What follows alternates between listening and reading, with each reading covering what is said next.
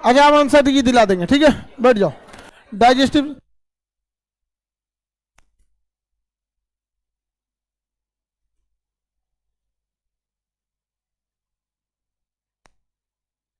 कहां तक बता दिया था आप लोग को? गुड मॉर्निंग सब लोग को। क्या पढ़ाए थे तुम लोग? बताओ बाबू, वहां चोट लग जाएगा बाबू, उस तरह से बैठ रहे हो लोग तो फिर। ये इधर को नहीं गधा, देख तुम गधा, एक लाइन छोड़ के बैठो। लड़की सब प्लान बना के बेहोश होती है एकदम कि आज फिर होना है तुमको, कहीं आज तुम हो जा, परसों हम होते हैं। निकलेगी कैसे वहां से? इतने एक सीध रखिए, हमेशा एक एग्जिट रास्ता छोड़ा कीजिए। इधर बैठ जाओ गधो, यहाँ पे कहाँ पे बैठे? देखो इसको,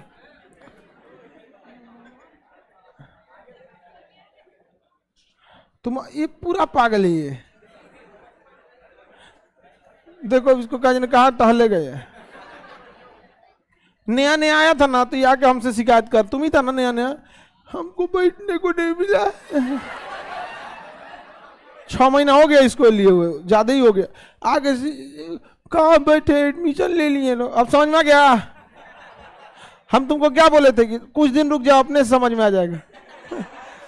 बेचारा इसको लगा कि कहीं पढ़ा होगा पहले, इससे पहले एडमिशन लेने के बाद ऐसा इज्जत होता है कि अरे बैठिए बैठिए, ये बैठिए यहाँ बैठिए, एडमिशन हो गया, बैठाओ इनको। ये बेचारा वैसे ही वाला दिमाग था। आज देखो बेचारा आराम से ढल जाओगे। पता नहीं कि हम जिस दिन फर्स्ट क्लास लिए थे ना अपने यहाँ पटना में, उस दिन 5 से कम लड़के होंगे, सब 4-5 थे सब उसमें। उसके बाद से मतलब 1 हफ्ता तक ही जीवन में वही शांति से क्लास था। 1 हफ्ता बाद वो भी क्लास भर गया। एक ही हफ्ता में 5-6 से के बाद 20-25 में 50-100-200 1 हफ्ता में अंदर भर गया। उसके बाद आज तक ये सोचते रह गए क्लासरूम बड़ा करेंगे, शांति से रहेंगे, कभी नहीं हुआ है। कितना भी बड़ा करते, अभी 2 और हॉल ले रहे हैं, मतलब इतना उसको भी भर ही जाएगा आप लोग का। लेकिन खुशी बस इस बात की होती है कि भारत अब पढ़ रहा है। समझ में आ गई ना? कोरोना के बाद शिक्षा के और महत्व बढ़ गया। कोरोना के बाद और एक चीज और फायदा हुआ ना कोरोना के बाद, लोग अब लड़का लड़की में उतना भी अब नहीं, आप पढ़ा रहे हैं लोग आराम से। और लड़की लोग, अगर आप लोग खाली हाथ लौटी ना, तो जीवन में आप लोग को हमेशा याद रखिएगा, उन लड़कियों का भी गुनहगार आप ही होंगी जिसके माँ बाप आपको देख के गांव से यहाँ पढ़ने नहीं भेजे। गई तो थी पढ़ने, कौन ची हो गया यहाँ पे, आराम से नाश्ता करके उठेगी, सब खूब बढ़िया बढ़िया पकवान बनाएगी, जैसा मिलता है बस पेट भरा रहना चाहिए। पूरा जी जान लगा क्या करना है, पढ़ाई कर, खाली बैठते रहे, प्रैक्टिस सेट लगाइए, प्रीवियस क्वेश्चन देखिए, एक दूसरे से क्वेश्चन पूछिए, कोशिश कीजिए एक दूसरे को समझाएं पढ़ाते समय। जैसे टीचर कैसे समझाता है उस तरह से कि किस स्टूडेंट और टीचर के ग्रुप डिस्कशन में क्या अंतर होता है। स्टूडेंट मिलेगा जहां से क्वेश्चन पूछना चालू कर देगा कहीं से, और जब हम लोग आपको पढ़ाते हैं देखते हैं एक लेवल में क्वेश्चन उठता होगा, होता है कि नहीं, धीरे धीरे धीरे धीरे उस टाइप का। तो ये कब होगा? जब आपको पूरे चैप्टर पे कमांड है, तो आपको ऑटोमेटिक समझ में आ जाएगा ये चीज आसान है, पहले ये फिर ये फिर ये। रैंडम पूछ रहे हैं इसका मतलब आपको खुद ही चैप्टर पे कमांड नहीं है। समझ में आएगी नहीं क्या? तो उस एकदम सीरियस होके एक दूसरे को पढ़ाते रहिए, क्योंकि जो दूसरे का मेहंदी लगाता है उसके हाथ खुदे लाल हो जाता है। हम लोग क्या अपने लिए रिवाइज थोड़ी किए हैं, अपने से थोड़े ना आदमी रिवाइज करने, आप ही लोग को पढ़ाते रहता है, रिवाइज हो गया। अब जैसे बायोलॉजी चला, 4-5 महीने आदमी बायोलॉजी, अब दूसरा बैच आएगा, टाइम लगेगा, पूरा का पूरा इसी में रिवाइज हो गया। होगा कि नहीं हो गया? चलिए अब हम लोग श्वसन आपको पढ़ा दिए थे, हाँ, और बाह्य श्वसन हो गया था, मतलब फेफड़ा तक हवा पहुंच गया था। बताइए, नासा छेद, नासा कपा, pharynx, larynx, trachea, bronchi, bronchioles, alveoli. यहां से ये तो ट्रैकिया हो गया। ट्रैकिया किस में बढ़ जाता है? ब्रोंकाई में। क्या हो गया ये? ब्रोंकाई। ये तो लंग्स हो गया। लंग्स के टोटल लोब कितने होते हैं? कितने लोब? राइट में, लेफ्ट में। अच्छा, एक छोटा क्यों होता है? आइए छोटे छोटे क्या है साहब? ब्रोंकियोलिस। इन गुच्छों को एल्वियोली। ऑक्सीजन कहाँ आता है? ब्लड भी कहाँ आता है? हवा से ऑक्सीजन की पहचान ब्लड में कौन सा अंग करते हैं? हीमोग्लोबिन। अगर हीमोग्लोबिन की कमी है तो ऑक्सीजन को पहचानेगा नहीं। समझ में आ गया कि नहीं? हीमोग्लोबिन बहुत ज्यादा जरूरी होता है। किसी को कोई दिक्कत नहीं ना? 100 ml अगर ब्लड लेते हैं तो उसमें लगभग 14 ग्राम आपका क्या पाया जाता है? हीमोग्लोबिन। और महिलाओं में 12 से 13 ग्राम। तो महिलाओं में हीमोग्लोबिन की मात्रा कम। तो आयरन जो होता है उसी से बनता है हीमोग्लोबिन। तो महिलाओं में आयरन की भी कमी होती है, इसलिए आप आयरन की कमी होगी तो शरीर थोड़ा सा मतलब थोड़ा सा तगड़ा, आयरन के वजह से दम भी तो रहता है। अब किसी आदमी का एक घूंसा पाइए और किसी महिला का एक घूंसा पाइए, महिला मारने के बाद अपने छटपटाने लगेगी नहीं समझा? आदमी एगो हुमचेगा ना, अगर उसको एगो मौका दिए तो एक को बैठा देगा। दम लगा लिया तो बचपन में आदमी कैसे रुक दे दिया। यहाँ पे आगे बढ़े, किसी को कोई दिक्कत नहीं है? एलवीएलई वगैरह समझ में आ रहा है? डायफ्राम सांस लेने और छोड़ने में मदद करता। सांस लेने छोड़ने में मदद कौन करेगा? डायफ्राम। डायफ्राम जरूरी है या नहीं है? डायफ्राम बहुत ज्यादा जरूरी। डायफ्राम नहीं तो मर गया आदमी, काम खत्म। गर्भवती महिलाओं में डायफ्राम के साथ रिब्स। डायफ्राम उतना काम नहीं कर पाता है क्योंकि उसे नीचे जाने के लिए जगह नहीं मिल पाता। समझ में आ रहा है कि नहीं आ रहा है? किसी को कोई दिक्कत नहीं है? आगे बढ़े, देखिए हीमोग्लोबिन ना वो ऑक्सीजन को भी ले जाता है और कार्बन डाइऑक्साइड को भी ले। जब वो यहाँ हम जो सांस लेते हैं वो पूरा एयर कहाँ जाएगा? एल्वियोली में। कहाँ जाएगा? और ब्लड कहाँ आएगा? एल्वियोल। और फिर यहाँ से हीमोग्लोबिन ऑक्सीजन को कहाँ ले जाएगा? शरीर में। यहाँ से हीमोग्लोबिन ऑक्सीजन को शरीर में, और शरीर से CO2 कहाँ लाएगा? एल्वियोली में। और फिर यहाँ से क्या ले जाएगा? ऑक्सीजन लाएगा। क्या? CO2 ले जाएगा, ऑक्सीजन लाएगा, CO2 ले जाएगा। तो नाम क्या होता है? जब ऑक्सीजन ले जाता है तो उसे कहते हैं ऑक्सी हीमोग्लोबिन। क्या कहेंगे? Oxy haemoglobin. और जब CO2 वापस लाता है कार्बोक्सी हीमोग्लोबिन। क्या दिक्कत है? कार्बन डाइऑक्साइड लाया तो कार्बोक्सी हीमोग्लोबिन, ऑक्सीजन ले गया तो ऑक्सी हीमोग्लोबिन। नहीं समझ आया? क्या हो गया? Oxy haemoglobin, carboxy haemoglobin, oxy haemoglobin, carboxy haemoglobin. किसी को कोई दिक्कत? ये क्वेश्चन पूछा रहता है आप। अभी कई बार आप लोग से कुछ क्वेश्चन लंग से पूछेगा, आप फंस जाइएगा। कहेगा कि दिल में 4 चेंबर होते हैं। कितने चेंबर होते हैं? 4। इनमें से कौन सा चेंबर आखिर ब्लड को फेफड़ा में भेजा? क्या दिक्कत है? जब दिल पढ़ेंगे तो पढ़ लेंगे। नहीं समझे? अभी अगर हम आपको हृदय पढ़ाने लगे पगला जाएंगे। जब हम आपको डाइजेस्टिव सिस्टम पढ़ाए थे देखने भी नहीं गए थे फेफड़ा को क्या कर रहा है क्या नहीं कर रहा है। बायोलॉजी की यही सबसे बड़ी कारण, क्योंकि बायोलॉजी सब एक दूसरे से कनेक्टेड है। हमारा पूरा ऑर्गन एक दूसरे से कनेक्टेड है। अकेले तो कोई किसी काम का नहीं है यहाँ पे। अगर आप किताबों में क्या किया ना, कनेक्टेड है तो कनेक्ट करके पढ़ा दिया। अरे भैया सब पढ़ लेंगे तो अपने से कनेक्ट कर लेंगे। नहीं समझ आया? काला खस्सी से पहले वाले बैच में कहाँ था? दूसरे हॉल में था। तुमको हम याद कर रहे थे, सुना था। अच्छा उसी लिए तुम नीचे आया काला खस्सी अच्छा लड़का। हाँ लड़का तो अच्छा होता ही है। बहुत जल्दी लड़की सब कोई बात बहुत अजीब लगता है, अंदर में बहुत चुभता है, हाँ? नहीं समझा भैया?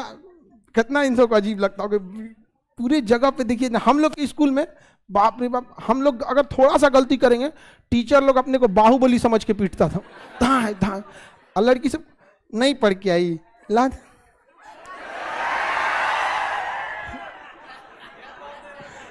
समझ में आ गया? लेकिन जब से हम आए ये भेदभाव खत्म। जितने न्यूटन के बल से लड़का पिटाएगा उतने ही न्यूटन के बल से लड़की भी पिटा जाएगी। दोनों बराबर पिटाते हैं। समझ में आ गया कि नहीं? कोई भेदभाव नहीं होता। हालांकि लड़का सब सीधा होने के बावजूद पीट देते हैं हम उन सबको। आगे बढ़े, बताइए फेफड़ा का काम समझ में आ गया? ऑक्सी हीमोग्लोबिन क्या ले जाता है? ऑक्सीजन। और कार्बोक्सी हीमोग्लोबिन, हाँ बताइए क्या ब्लड डायरेक्ट फेफड़ा में आता है कि पहले दिल में? पहले दिल। और दिल किसको देता है? फेफड़ा। फेफड़ा से क्या लेता है? ऑक्सीजन। और फिर यहीं से शरीर में चल जाता है कि फिर दिल में, फिर दिल में। और फिर दिल किसको भेजता है? शरीर को। और शरीर से फिर कहाँ जाएगा? दिल में। और फिर फेफड़ा, फिर दिल, फिर शरीर। 4 गो काम है। देखिए कैसे, एक बार शरीर से आया ब्लड, फिर गया दिल में। एक बार शरीर से आने के लिए एक रिसीविंग चैम्बर, फिर एक पंपिंग चेंबर जो कहां पंप करेगा, फेफड़ा में।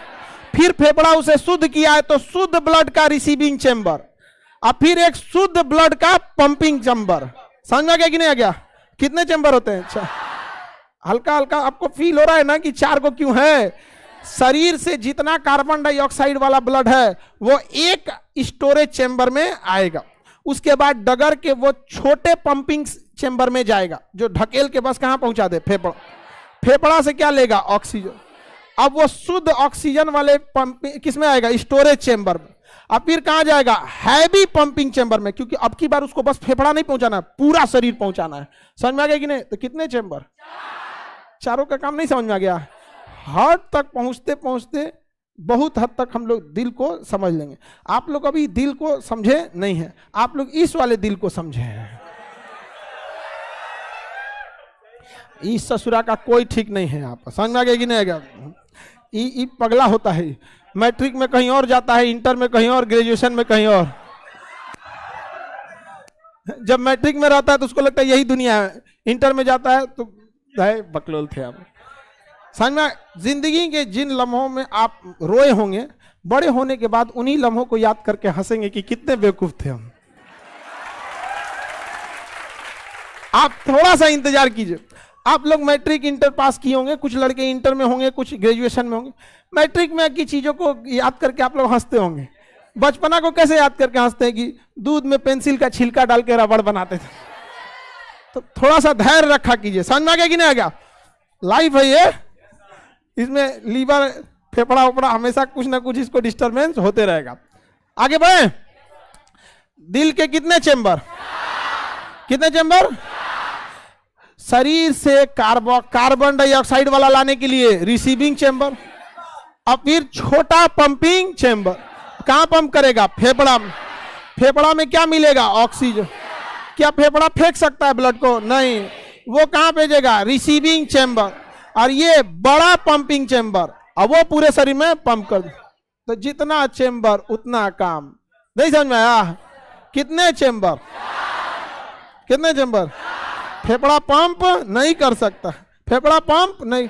अच्छा, दिल का कोई काम ही नहीं है, कोई काम नहीं, बस रिसीव करो पंप कर दो, रिसीव करो पंप। और कोई उससे ज्यादा काम तो फेफड़ा करता है। रियलिटी में देखिए ना, दिल से ज्यादा काम कौन करता है, फेफड़ा का। वो तो खाली एगो रिसीव किया फेंक दिया, रिसीव किया फेंक दिया। वो समझ ये पिचकारी है, नहीं समझ आया? अब पिचकारी में रंग का काम कौन कर रहा है? फिर देवे ना करेगा तो पिचकारी लेकर करेंगे कुछ। कोरोना में तो दिल तो ठीक है था, क्या दिल खराब हुआ था कोरोना में? किसी का खराब हुआ था? सारा फेफड़ा गया, काम खत्म। यहाँ पे बहुत जरूरी है फेफड़ा, लंग्स। अब बेचारे का कोई वैल्यू नहीं है। समझ में आएगी नहीं? आगे बढ़े, किसी को दिक्कत नहीं ना? ऑक्सी कार्बोक्सी सब समझ में आ गया? बताइए यहाँ पे ऑक्सीजन आएगा कि नहीं आएगा? ऑक्सीजन आएगा कि एयर आएगा? एयर। इस एयर में ऑक्सीजन की पहचान कौन करेगा? हीमोग्लोबिन। और हीमोग्लोबिन लेके चला जाएगा। हीमोग्लोबिन ऑक्सीजन से भी ज्यादा पसंद करता है किसे? कार्बन मोनोऑक्साइड, CO को। ये अच्छी गैस नहीं है। अगर आपको ये कंटिन्यूअस मिलते रहेगी CO, तो आपके शरीर में किसकी कमी हो जाएगी? ऑक्सीजन की कमी हो जाए। ब्रेन को भी ऑक्सीजन नहीं जाएगा, तो सबसे पहले ब्रेन सुस्त होगा, बेहोश होंगे, फिर धीरे धीरे मर जाएंगे। आगे बढ़ जाए। अब यहां से हीमोग्लोबिन लेके चला गया किसको? ऑक्सीजन को। और वो किसको जाएगा? रास्ते में बांटते हुए जाएगा। किसको? माइटोकॉन्ड्रिया। लो माइटोकॉन्ड्रिया सब बांटो बांटो। इसे समझ में आ गया कि नहीं? कैसे PDF बांटते जाता है इसे? हाँ, तो PDF बांटने वाले को समझिएगा हीमोग्लोबिन। समझ में आ गया कैसे बांटते जाता है इसे? PDF। लो लो लो, आप लोग माइटोकॉन्ड्रिया, आप लोग लाइसोसोम।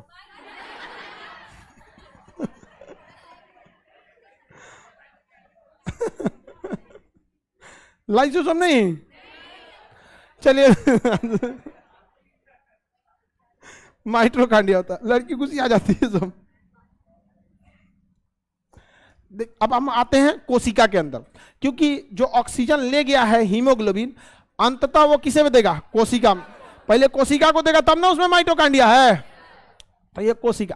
अब हम कोशिका के सारे अंग नहीं बनाने जाएंगे, ribosome, nucleus, centrosome, vacuoles, Golgi body, lysosome, nucleus, mitochondria, इतना पढ़ा दिए हम पूरा पहले ही का। हम आपको जब पढ़ा रहे थे तो आप लोग को नहीं पढ़ाते हैं? अभी बच्चों वाला टॉपिक नहीं लगता है? हाँ, आइए कोशिका झिल्ली है ये, कोशिका झिल्ली बताए थे आपको किसकी बनी होती है? प्रोटीन की। और ये बताए थे अर्ध पारगम्य होती, इसमें हर एक चीज नहीं जा सकती, लेकिन कुछ कुछ चीज जा सकता। हीमोग्लोबिन जा सकता, ऑक्सीजन जा सकता, CO2 आ सकता है। क्या माइटोकांड्रिया बाहर आ जाएगा? हाँ, कुछ दरवाजा लगा है इसमें, माइटोकांड्रिया वापस नहीं आ पाएगा इसमें। आगे बढ़े, किसी को कोई दिक्कत नहीं ना? ये हो गया माइटोकांड्रिया। क्या हो गया? माइटोकांड्रिया। इसमें हीमोग्लोबिन क्या लेके जा रहा है?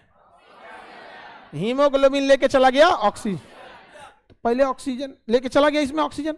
अब ऑक्सीजन तो पहले कोशिका में जाएगा ना, उसके बाद कहां जाएगा? पहले कहां जाएगा? कोशिका में ऑक्सीजन घूमने लगेगा। राइबोसोम कहेगा हमारा कोई काम नहीं है, लाइसोसोम कहेगा इधर कहां रहे, तो अपने डेरा के भागेगा। किस? लाइसो, पगला होता है लाइसोसोम। हाँ हाँ, मार डालेगा, बर्बाद कर देगा ऑक्सीजन को। लाइसोसोम भाग रे भाई पगला ही, समझा गया? तो कौन उसको बुलाएगा? माइटोकांड्रिया के बुलाने से पहले वो घूम आया है पूरा कोशिका। जैसे ऑक्सीजन आता है किसमें? कोशिका में। क्या आता है? कोशिका में।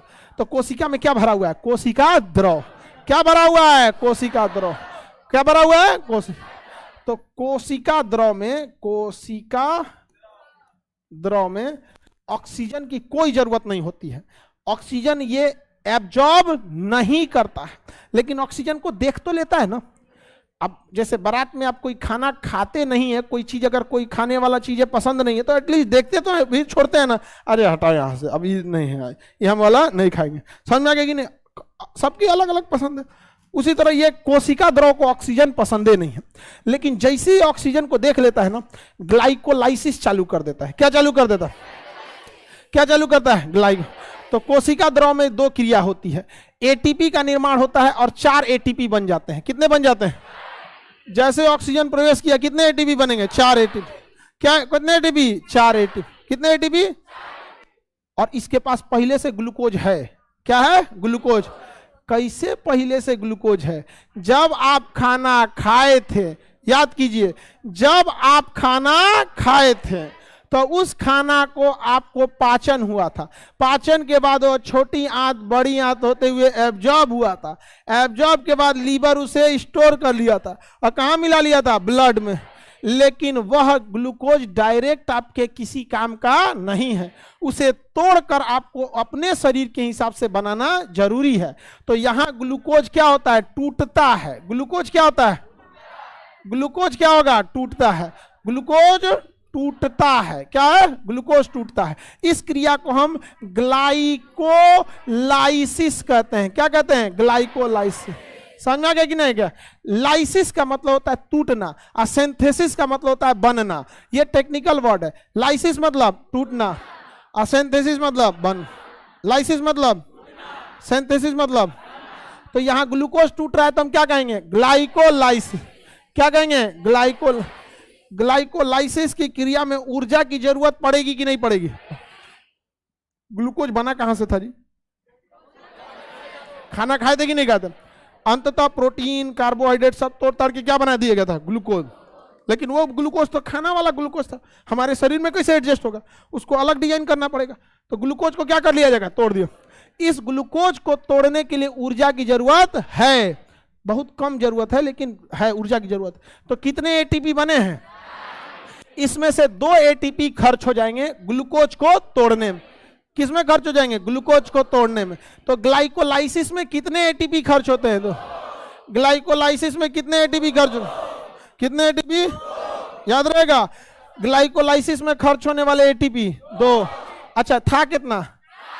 खर्च कितना हुआ? बच कितना गया?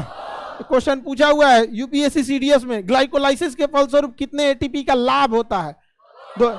लाभ का मतलब जैसे आप लोग को बचपन में देखिएगा ना, घर के लोग कहते थे लो 1 किलो आलू लेके आना, 10 रुपया ले जाओ, और पता चला आलू 8 रुपया है, तो 2 रुपये का लाभ। और हम लोग इतने ईमानदार तो थे नहीं जो घर जाके बताएंगे कि 10 का नहीं ना 8 में मिला। वो तो अपना वही हम लोग का संचित निधि होता था हम लोग का मेन संचित निधि तो वही था। और कभी कभी हम लोग क्या करते थे ना, हम लोग तो और छाटल थे लोग, अगर 10 रुपया का आलू है, 10 रुपया किलो, और घर वाले लोग 10 रुपया दिए हैं, तो 3 पाव ले नहीं समझा? 700-800 ग्राम। घर के लोग अगर मिठाई मंगाए हैं तो 1-2 तो रास्ते में साफ कर देता था। हाँ, लेकिन आदमी वो लोग मंगेबे कम करता था, लोग 3-4 पीस। अब उसमें कैसे मारिएगा ना, तो गिन के ना मंगाएगा। पहले आदमी के घर में मेहमान आता था तो हम लोग इंतजार करते थे कब जाएगा, बचल है सब। कुछ जो आता था मेहमान ना, पूरा सधा के जाता था, बड़ी आदमी घुस जाता था। मेहमान के तो बस 2 चीज का इंतजार रहता था, बचल नाश्ता और जाने के टाइम पैसा। और कोई इतना खचरा था, नाश्तो सधा देता था और जाने के टाइम पैसों नहीं देता था। और ना तो कहता था मन लगा के पढ़ाई करना, बदमाशी ने मन में आता था जाइए ना, आपको पढ़ाई करना यार। आए ना नाश्ता छोड़े ना पैसा दियो। वैसे स्कूल के टीचर कम डांटते हैं पढ़ने के लिए। पहले से पढ़ाई बोझ लगता था, समझे में नहीं आता था पढ़ का लिए रहा आदमी। हम लोग 5-6 में पढ़ते तो लगता था कि 15-16 तक पढ़ लेंगे तो काम हो जाएगा। बाद में पता चला कि 12 के बाद तो संख्या खत्म हो जाता है। ऐसे 12 के बाद 13 कहाँ आता है, ग्रेजुएशन हो जाता है। तो बताइए कितने एटीपी का लाभ हुआ, कितने एटीपी बच गए? 4 में 2 खर्च हुआ, 2 बच। ग्लूकोज को तोड़ने की क्रिया क्या कहलाती है? ग्लाइकोलाइसिस होती है। क्या कहलाती है? तो ग्लाइकोलाइसिस के फलस्वरूप एक ग्लूकोज 2 पाइरुविक एसिड में टूटता है। किसमें टूटता है? Pyruvic acid. एक ग्लूकोज को तोड़ेंगे तो कितने पाइरुविक एसिड? ग्लाइकोलाइसिस के फलस्वरूप कितने, देखिए टूटता नहीं है, बनता है। यहां पाइरुविक एसिड बनता है। कितने पाइरुविक एसिड? कितने पाइरुविक एसिड बताइए? ग्लाइकोलाइसिस के फलस्वरूप कितने पाइरुविक एसिड? 2। ये वो ग्लूकोज है जो खाना खाने में था, हमारे शरीर वाला नहीं है।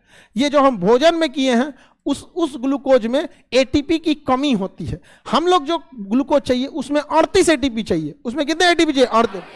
और ये ग्लूकोज हमने क्या किया? खाना खाने में खाया। जैसे हम खाना खाए थे तो कहाँ गया था? ग्रास नली, मुख गुहा, ग्रास नली, आमाशय, छोटी आंत, बड़ी आंत, सारा पाचन हो गया। लीवर ले लिया था, ब्लड में मिला दिया था और चला आया था कहाँ पे? कोशिकाओं के पास। कहाँ गया था? कोशिकाओं के पास आ गया। समझ में आ गया नहीं आ गया?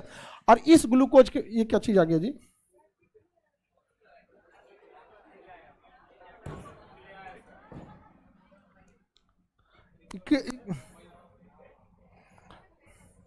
आगे बढ़े, चलिए ध्यान से समझते हैं। तो पाइरुविक एसिड, ग्लाइकोलाइसिस के फलस्वरूप क्या बनेगा? कितने पाइरुविक एसिड? कितने एटीपी का लाभ? कितने एटीपी बने थे? क्या कोशिका द्रव में ऑक्सीजन की जरूरत होती है? कोशिका द्रव में क्या ऑक्सी श्वसन होता है कि अनऑक्सी? अनऑक्सी। क्या होता है? अनऑक्सी। ऑक्सीजन की जरूरत है? नहीं। यहाँ कितने एटीपी बनते हैं? 4। कितने एटीपी खर्च होते हैं? कितने एटीपी का लाभ होता है? ग्लाइकोलाइसिस के फलस्वरूप कितने पाइरुविक एसिड? 2। ग्लाइकोलाइसिस की क्रिया कोशिका द्रव में होती है कि माइटोकांड्रिया में? हाँ, कोशिका द्रव में। अभी माइटोकांड्रिया में गए कहाँ हैं लोग? क्या होता है? कोशिका। क्या होता है? कोशिका द्रव में। अब देखिए यहां क्या बन गया है? Pyruvic acid. कितने पाइरुविक एसिड? और साथ में कौन ले आ रहा है? ऑक्सीजन। ऑक्सीजन भी साथ में प्रवेश कर गया। मेरी ओर ध्यान से समझिए। ये पाइरुविक एसिड कहां जाएगा? ये भी पाइरुविक एसिड।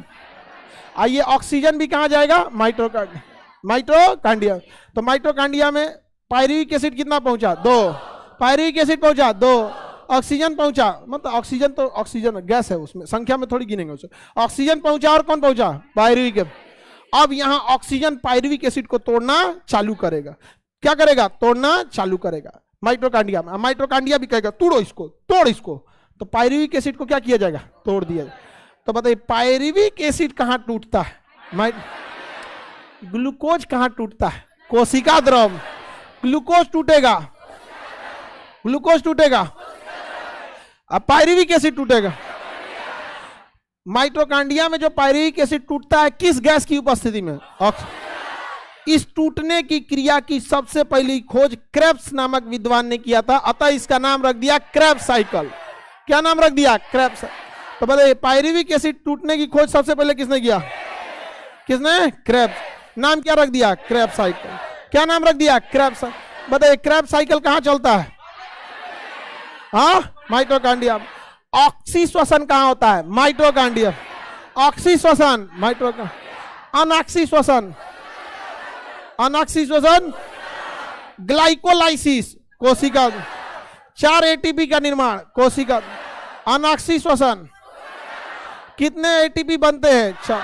कितने खर्च होते हैं? 2। एटीपी का लाभ होता है 2। पायरुविक एसिड कहाँ प्रवेश करते हैं? माइटोकांड्रियम। ऑक्सीजन कहाँ प्रवेश करते हैं? क्रैब साइकिल के फलस्वरूप कौन सा चीज टूटता है? Pyruvic acid. क्या टूटता है? पायरुविक। हर एक पायरुविक एसिड में 18 एटीपी होते हैं। ओ, ये कस्टमर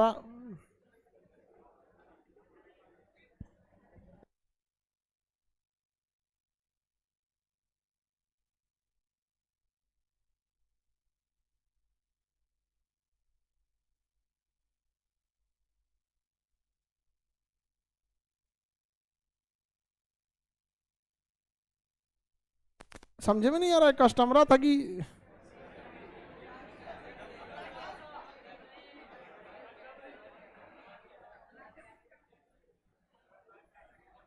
वेरीफाइड भी कभी कभी कर देता है, जरूरी रहता है।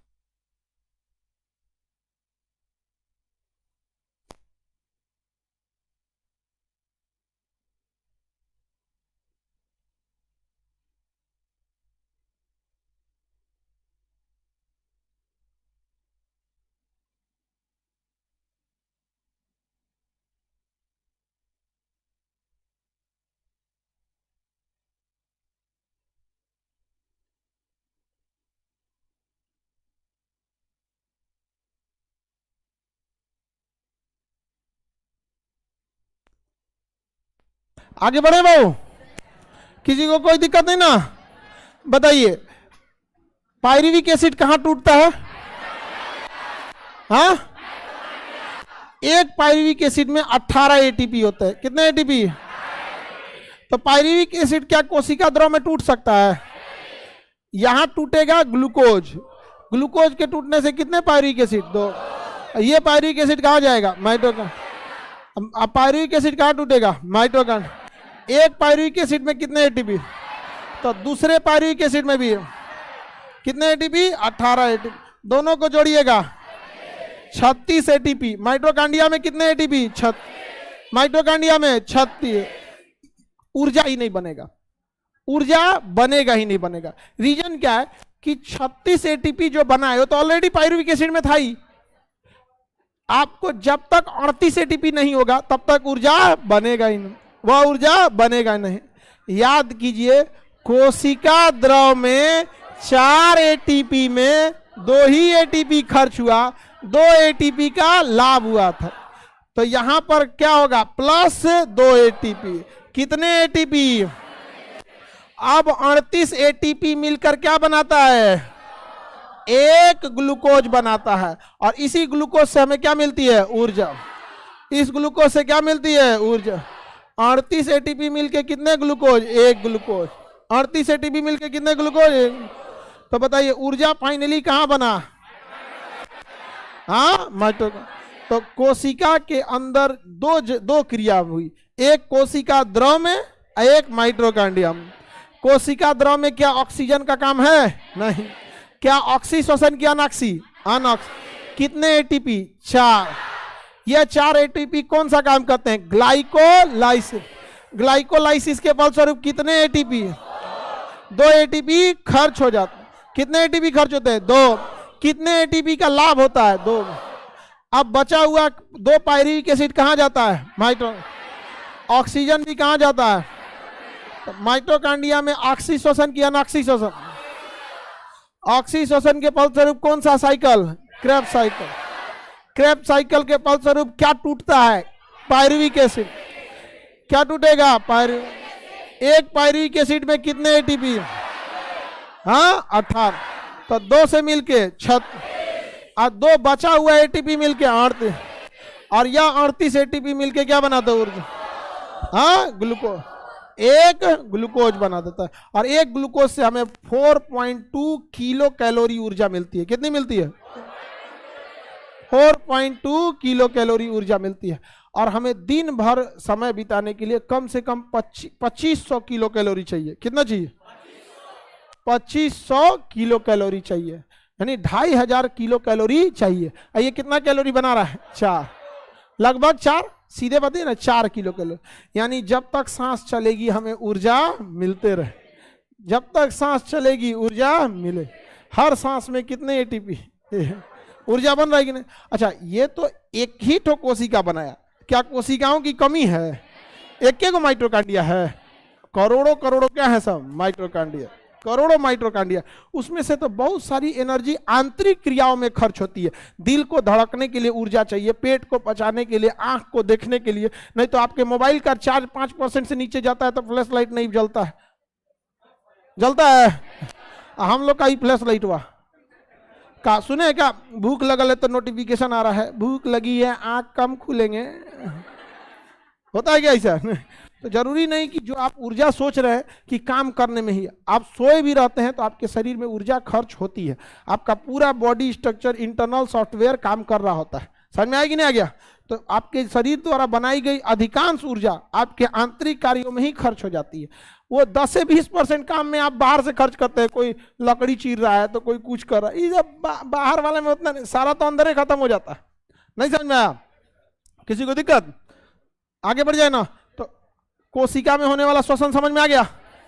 श्वसन 2 जगह होता है, एक फेफड़ा में, जिसे बच्चों वाला श्वसन कहते हैं। छोटा बच्चा रहेगा ना, जिसको अभी बायोलॉजी का ब नहीं आ रहा है, तो उसको लगेगा सांस लेने का काम फेफड़ा का है।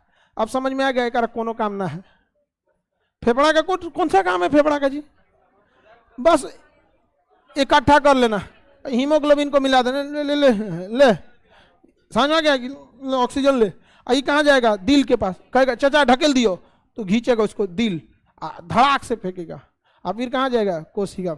इसलिए जीवन का आधार कोशिका को कहा जाता है। समझ में आ गया कि नहीं? लोग ऐसे दिल, गुर्दा, फेफड़ा ये टेम्पोररी वाले हैं सब यहाँ पर। समझ में आ गया कि नहीं आ गया? कोशिका कितना ज्यादा जरूरी होता है। नहीं तो ऐसे लगता है दिल बहुत, दिल है कौन, धड़क के चला गया। नहीं समझे? फेफड़ा क्या किया? हवा लिया, हीमोग्लोबिन ले।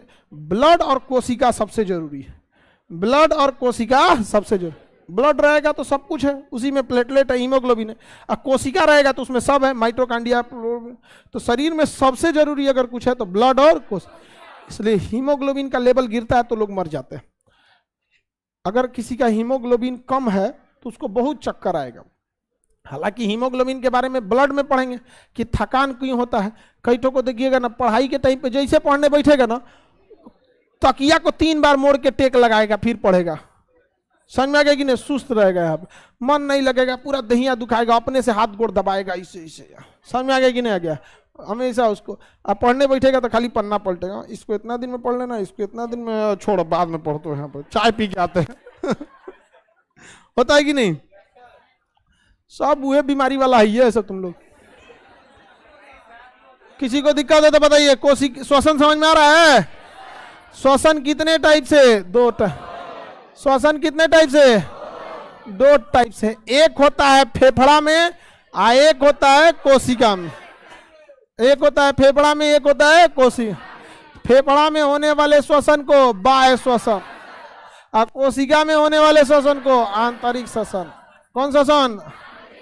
आंतरिक श्वसन कहाँ होता है? कोशिका में। क्या होता है? कोशिका में। और बाह्य श्वसन फेफड़ा में। बाह्य श्वसन का मुख्य उद्देश्य ऑक्सीजन कलेक्शन, इसका मुख्य उद्देश्य। और कोई उद्देश्य है तो बताइए। फेफड़ा में दूसरा कोई काम है तो बताइए? फेफड़ा का कोई काम नहीं। ऑक्सीजन को इकट्ठा करके ब्लड में ऑक्सीजन मिला देना। ब्लड में ऑक्सीजन को मिलाने की क्रिया ब्लड का शुद्धिकरण कहलाता है। ब्लड को छानने का काम किडनी का। और कोई काम है इसका? और कोशिकीय श्वसन का काम ऊर्जा निर्माण, ऊर्जा निर्माण, ऊर्जा निर्माण। दोनों श्वसन समझ में आ गया कि नहीं?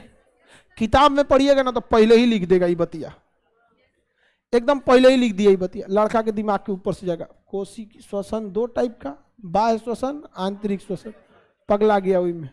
समझ में आ गया? किताबों में पगला जाता है, नहीं पढ़ पाते हैं हम लोग मैथ होते लिए होता है। हमारा बीएससी में था फिजिक्स केमिस्ट्री मैथ। इधर आप लोग के लिए 1 ऑनर्स होता है, बाकी सब्सिडरी में रहता है। हम लोग में 3 honours, physics, chemistry, math, GS subsidiary में। हिंदी इंग्लिश हम लोग में नहीं होता है। ग्रेजुएशन में हिंदी इंग्लिश हम लोग ने किए थे। अब पता नहीं क्या हम लोग के ज़माने में अलग था। हम लोग के समय इंटर फर्स्ट ईयर और फर्स्ट ईयर का तो एग्जाम ही नहीं होता था। आप लोग में भी नहीं होता है, लेकिन फिर फर्स्ट ईयर का क्वेश्चन भी नहीं पूछता है। हम लोग में फर्स्ट ईयर और सेकेंड ईयर इन दोनों का 1 बार पूछता था। 2 साल का सिलेबस 1 बार में पूछता था, और जो मैक्सिमम नंबर होता था वो 3 नंबर के सवाल होता, 2.5 नंबर या 3 नंबर का। सबसे बड़ा वही सवाल होता था, 2.5 नंबर का। अब 2 साल के सिलेबस को आपको एक एग्जाम में पूछना है, तो आपको पूरे सिलेबस को टच करना है। तो फिर आप सोचिएगा, एक लिख देगा कि कूलाम के नियम को सत्यापित कीजिए, F बराबर 1/4πε0 Q/r, Q1 Q2/r²। इसको सत्यापित करने में अब उसी में दे देगा 10 नंबर। तो कहां से 100 में से 30 नंबर प्रैक्टिकल के लिए, तो 70 नंबर में अगर आपको 2 साल का सिलेबस हटाना है, 1 नंबर 2 नंबर मैक्सिमम 3 नंबर के आते थे सब। आजकल क्या हो गया ना, काफी सहूलियतें दे दी गई हैं लड़कों को, और यही बड़ा गड़बड़ चीज है। हम लोग के समय जो लड़का इंटर में साइंस ले लेता था तो टेंशन रहता था, अगर सीरियस है तब। आज जो सीरियस नहीं है उससे पहले ही सोच लेता था फर्स्ट ईयर में कि फेल हो जी तुम। फर्स्ट ईयर में ही डिसाइड था हम तो ना बचता कोनो इलाज ना है। हाँ, हम लोग को टीचर क्या सीनियर भी ये समझाते थे, थोड़ा सा भी लड़खड़ा गए ना तो ये हम टीचर लोग का सीधा कहना था इंटर में, ये 2 साल जो है ना, ये पोलियो के उस 2 बूंद की तरह है, जो नहीं पिएगा लाइफ टाइम पछताएगा। लेकिन अब तो रद्द कर 1 साल का 1 ड्रॉप कर दिया। और उसमें ऑब्जेक्टिव कर दिया। ऑब्जेक्टिव का मुख्य उद्देश्य यही है कि ज्यादा से ज्यादा लड़कों को नकल करा के पास कराए। जैसे 40 का 3, 5वां का B, 6वां का D, हो गया लड़का पास। समझ में आ गया कि नहीं आ गया? हम लोग का 14, हम लोग का बहुत लगभग 50-51% के आसपास था हम लोग का ग्रेजुएशन में, इससे ज्यादा था ही नहीं। आज किसी को 50-51% मिल जाएगा तो कहेगा बहुत खराब आ गया। हाँ, हम लोग में 60-65 पे तो यूनिवर्सिटी टॉप हो जाता था। 60-65 पे तो यूनिवर्सिटी टॉप हो जाएगा। अभी क्या है ना कि कोनो पर 60% पा जाता है, बड़ा अजीब लगता है। उन सबको सर्टिफिकेट के हिसाब से हम लोग अपने आप को अजीब समझते हैं, यार ये सब तो बहुत तेज है। सब बाद में समझ में आता है कि तेज नहीं है, सब इसको तेज बनाया गया है। बताइए, बाह्य श्वसन समझ में आ रहा है? आंतरिक श्वसन और बाह्य श्वसन में अंतर समझ में आ गया? किसी को कोई दिक्कत नहीं ना?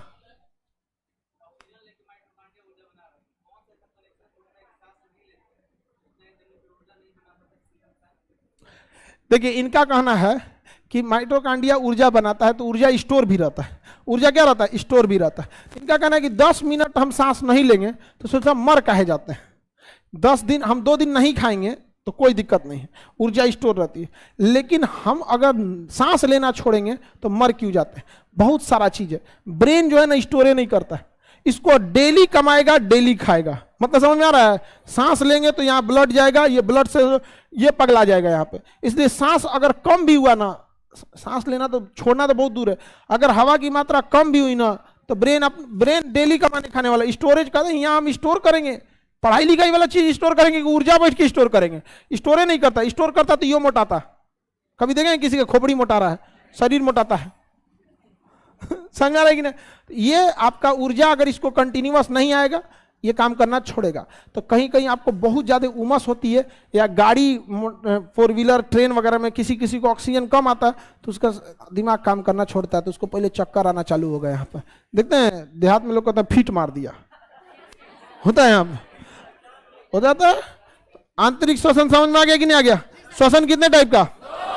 ऑक्सीजन कलेक्शन की क्रिया कहाँ होती है? फेफड़ा में। उसे कौन सा श्वसन? बाह्य। और ये वाला आंतरिक। ऊर्जा निर्माण, ऊर्जा निर्माण। सांस लेने का मुख्य उद्देश्य क्या था? ऊर्जा निर्माण। क्या कहा? ऊर्जा। नासा छिद्र, नासा कपाट, pharynx, larynx, trachea, bronchi, bronchioles, alveoli, blood, haemoglobin, कोशिका द्रव, माइटोकॉन्ड्रिया। मेन यही है ऑक्सीजन का रास्ता। समझ में आ गया? क्योंकि ब्लड गया, अब ब्लड में हीमोग्लोबिन, हीमोग्लोबिन के बाद कोशिका द्रव, और कोशिका द्रव का माइटोकॉन्ड्रिया। समझ में आ गया कि नहीं? माइटोकॉन्ड्रिया जब क्रेब साइकिल चलाता है तो किसका यूज करता है? ऑक्सीजन। और क्रेब साइकिल के फलस्वरूप कौन सी गैस छोड़ता है? CO2। और हीमोग्लोबिन इस CO2 को लेके कहां जाती है? बाहर। समझ में आ गया कि नहीं? दोबारा रास्ता बताइए। नासा छिद्र, नासा कपाट, pharynx, larynx, trachea, bronchi, bronchioles, alveoli, blood, haemoglobin, कोशिका, माइटोकॉन्ड्रिया। इसके आधा रास्ते को बाह्य श्वसन, जब तक ब्लड में नहीं मिला है बाह्य श्वसन, ब्लड में मिलते आंतरिक श्वसन।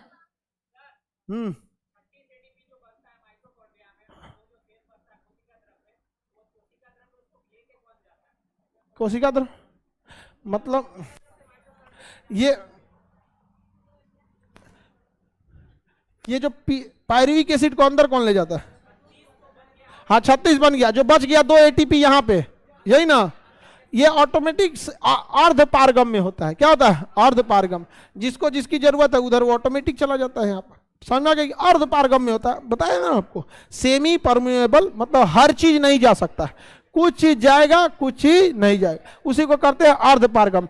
जैसे आप आटा चालते हैं ना तो चलनी अर्ध पारगम में होता है, आटा चल जाएगा चोकर नहीं जाए। तो कोई बहुत बड़ा मेहनत है, कोई दिमाग लगाना है नहीं, बस फिल्ट्रेशन करते रहिए, चला जाएगा यहाँ पे, बस वैसे ही चल जाएगा। ये ATP जाएगा राइबोसोम के पास तो इसमें ऑटिए नहीं पाएगा। इसका मच्छरदानी का साइज छोटा है, इधर का लिए आ रहा है, इधर का लिए आ रहा है, आटे का कहाँ? माइटोकॉन्ड्रिया हो गया। हम लोगों को क्या मिल जाएगा? ऊर्जा मिल जाए। क्या मिल जाएगा? ऊर्जा। आंतरिक श्वसन समझ में आ गया? श्वसन से अगर क्वेश्चन पूछना होगा और अगर क्वेश्चन को टफ करना होगा तो कभी भी आपसे ना पूछेगा तो आंतरिक श्वसन पूछेगा, और अगर श्वसन से क्वेश्चन पूछना है और इजी पूछना है तो बाह्य श्वसन से पूछेगा। फेफड़ा में हवा कहाँ रहता है? तो एल्वियली में। फेफड़ा से ऑक्सीजन को कौन ले जाता है? हीमोग्लोबिन। CO2 को कौन छोड़ता है? हीमोग्लोबिन। बाहर सांस ढकेलने में कौन मदद करता है? तो डायफ्राम। बच्चों वाला क्वेश्चन कहाँ से पूछेगा? बाह्य श्वसन। और टफ बनाना है तो आंतरिक। किसे? आंतरिक। आप ही लोग को क्वेश्चन सेट करना रहेगा। तो अगर आप लोग बताइए, अगर आपको क्वेश्चन सेट करना है एक UPSC के लिए और एक नॉर्मल SSC के लिए, और चैप्टर दे दिया गया श्वसन, तो UPSC वाले में कौन डालिएगा? और SSC वाले में? समझ में आ गया? रेलवे वाले में मानव में कितने फेफड़े? 2। रेलवे का भी साइंस का क्वेश्चन अच्छा होता है, न्यूमेरिकल वगैरह अच्छा होता है। किसी को कोई दिक्कत नहीं, नेक्स्ट क्लास आपको मंडे को समझा देंगे। हाँ।